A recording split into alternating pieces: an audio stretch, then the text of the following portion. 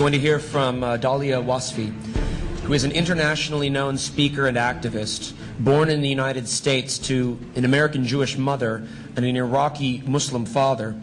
She lived in Iraq as a child, returning to the U.S. at age 5. After graduating from Swarthmore College with a BA in biology in 1993, she earned her medical degree from the University of Pennsylvania in 1997. Dr. Wasfi has made 2 trips to Iraq to visit her extended family since the 2003 shock and awe invasion, including a 3-month stay in Basra in the spring of 2006.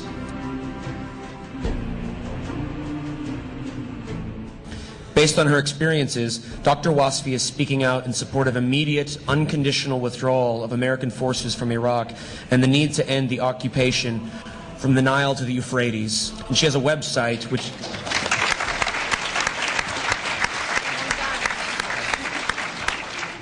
Dr. Wasfi's website is www.liberatethis.com. www.liberatethis.com.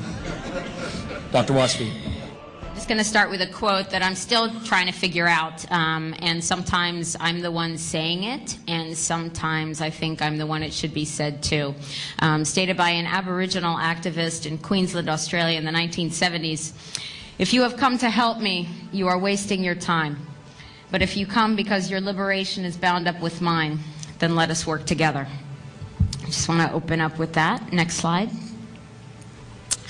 This is a picture of Rachel Corrie, and let's see if I can get through this one. Rachel Corrie, oh, you know her.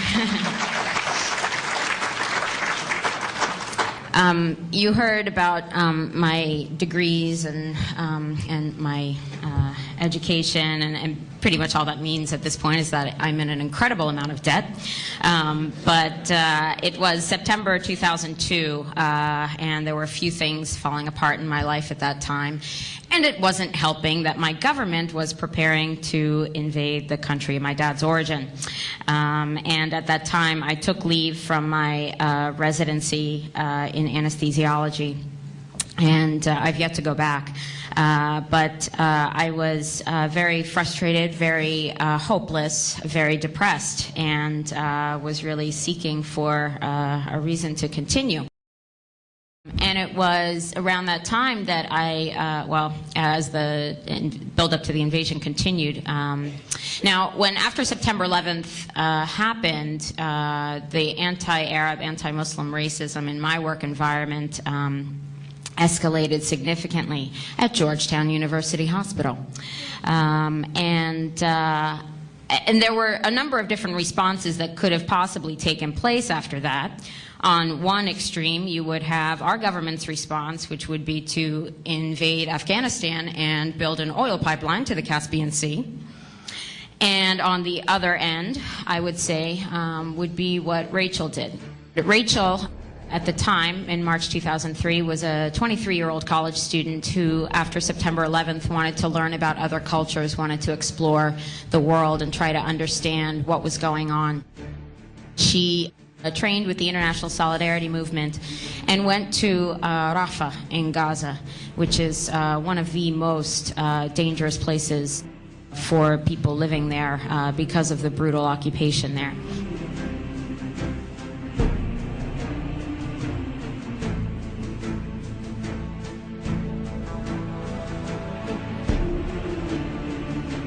Tomorrow is March 16th, 2003. It's March 16th, and 5 years ago, on March 16th, 2003, Rachel was with her friends in the ISM doing one of the things they do, which is to basically act as human shields to defend international law. And on that day, as you see in this picture, she was trying to prevent house demolition, which over 60,000 homes have been demolished in the last few years in occupied Palestine, which is illegal. This was the home of a Palestinian pharmacist and his family. And the Israeli soldiers came driving an American D9 Caterpillar bulldozer, tax-free gift from you and me. The first bulldozer came, and Rachel, as you see in her orange flak jacket and megaphone, was quite visible, and she was able to deter the first bulldozer But a second one came, and after a 3.5-hour standoff, I don't think Rachel ever expected what would happen next. And the Israeli soldier, who was probably younger than she was, mowed her down, kept the blade down of the bulldozer, and backed up over her.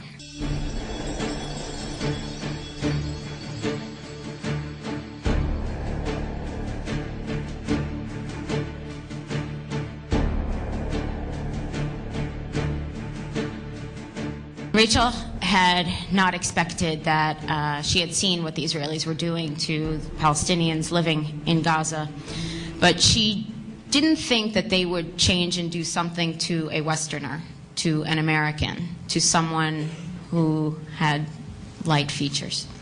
Next slide. But unfortunately, Rachel was crushed to death that day. The worst part of it is that she was awake the whole time, because when her friends got to her, she said, "My back is broken," and those were her last words.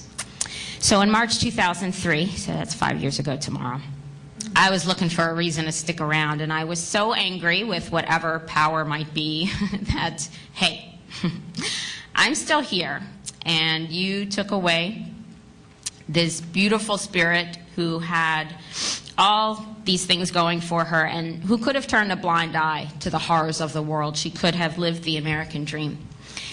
And she chose to go 10,000 miles away to learn about people she didn't even know. And I know she didn't plan to die that day, but she gave her life literally standing up for what she believed in.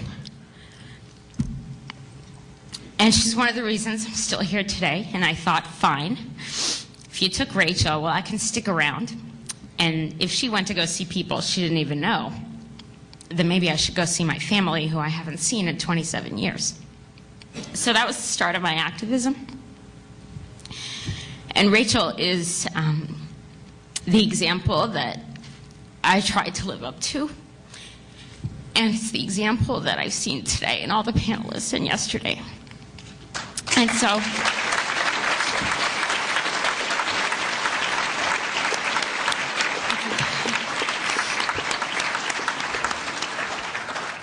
I knew I wouldn't get through her story. So, anyway, that's this is what an American hero looks like, and these are what American heroes look like. Not because they put on a uniform and picked up a weapon, but because they put it down and stood up for the truth.